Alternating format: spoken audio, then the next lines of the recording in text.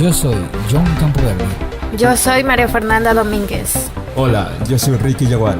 Y yo, Tito Carrera, y este grupo se encargará de realizar el tutorial de matemáticas con el tema Funciones definidas a trozos. Una función definida a trozos, también conocida como función para partes, es una función cuya definición cambia dependiendo del valor de la variable independiente. Matemáticamente, una función real de una variable real es la relación cuya definición está dada por varios conjuntos disjuntos de su dominio. La palabra a trozos se usa para describir cualquier propiedad de una función definida a trozos que se cumple para cada pedacito o trozo, aunque podría no cumplirse para todo el dominio de f. Una función es diferenciable a trozos o continuamente diferenciable a trozos si cada trozo es diferenciable a lo largo del dominio. En análisis convexo, la noción de la derivada puede ser reemplazada por la subderivada para funciones definidas a trozos. Una función definida a trozos puede estar representada por varias expresiones matemáticas, algebraicas y o trascendentales de cualquier tipo.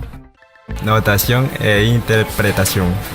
Las funciones definidas a trozos se expresan con una notación funcional común, donde el cuerpo de la función es una lista de expresiones matemáticas asociadas a un subdominio.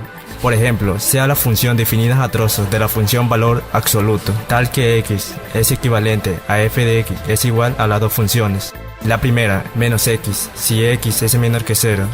La segunda función, x, si x es mayor o igual que 0. Para todos los valores de x menores que 0, la primera expresión matemática, la función menos x, es utilizada, lo que altera el signo de valor que asignamos a la variable independiente, haciendo el resultado siempre positivo. Para todos los valores de x mayores o iguales que 0, la segunda expresión matemática, la función x, es utilizada.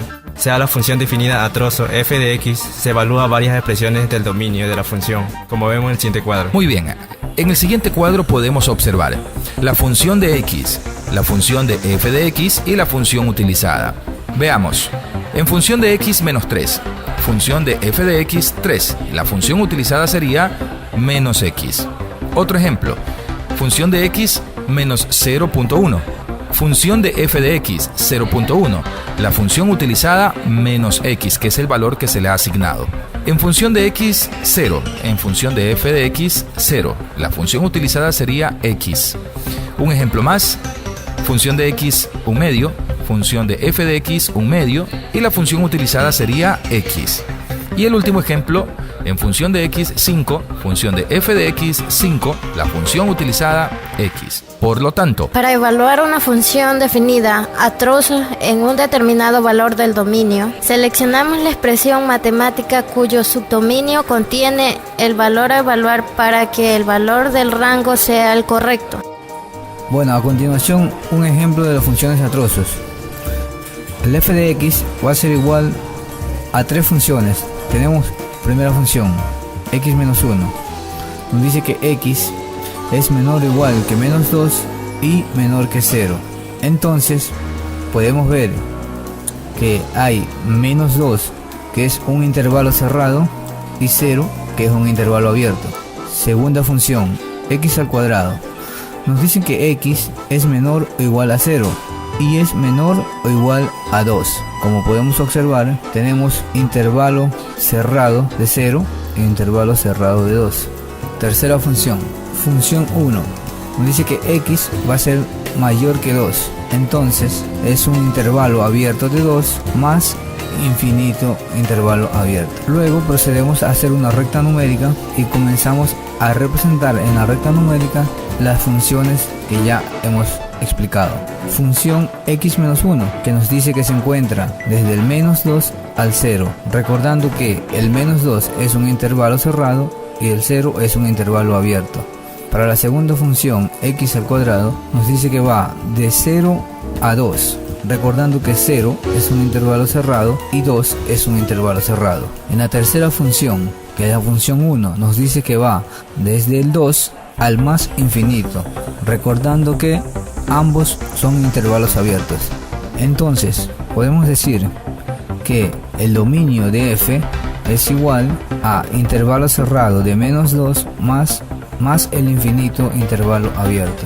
Luego realizamos un plano cartesiano donde debemos representar las tres funciones, pero para poder saber dónde se encuentran ubicados en un plano cartesiano debemos hacer lo siguiente. Para la primera función vamos a reemplazar los valores de x. Entonces, para la primera función x menos 1 tenemos que dar el x y poner los valores de x, y del otro lado ponemos el f de y, que va a ser igual a x menos 1. En el lado de x ubicamos los valores que corresponden a la función, que serían menos 2, menos 1 y 0. Y del otro lado, en el f de y, lo que vamos a hacer es reemplazar el valor de x en la función. Entonces, al reemplazar el menos 2 por el x, nos va a dar menos 2 menos 1. Entonces nos da igual a menos 3. Tenemos el primer resultado. Para el segundo, menos 1, reemplazamos en x y nos da menos 1 menos 1 igual a menos 2. Y para la tercera es 0, que reemplazamos en x, 0 menos 1 igual a menos 1. Luego estas coordenadas las reemplazamos, las ubicamos en el plano cartesiano y ya tenemos nuestra primera función. Para la segunda función haremos el mismo procedimiento. De un lado pondremos los valores de x y en el f de x los encontraremos gracias a la función. Mientras tanto, en la tercera función nos damos cuenta que la función es una función constante. Como es una función constante y tenemos los valores de x, solo reemplazamos. Como no tiene x, el valor es solo 1. Para hallar el rango de la función debemos observar todos los valores dependiendo de y, de abajo hacia arriba. Como vemos en la primera función, x menos 1, en el plano cartesiano podemos observar que ya está graficado y las coordenadas son menos 3 hacia 1, 3 intervalo cerrado y menos 1 intervalo abierto. En la segunda función nos damos cuenta que es una función x al cuadrado.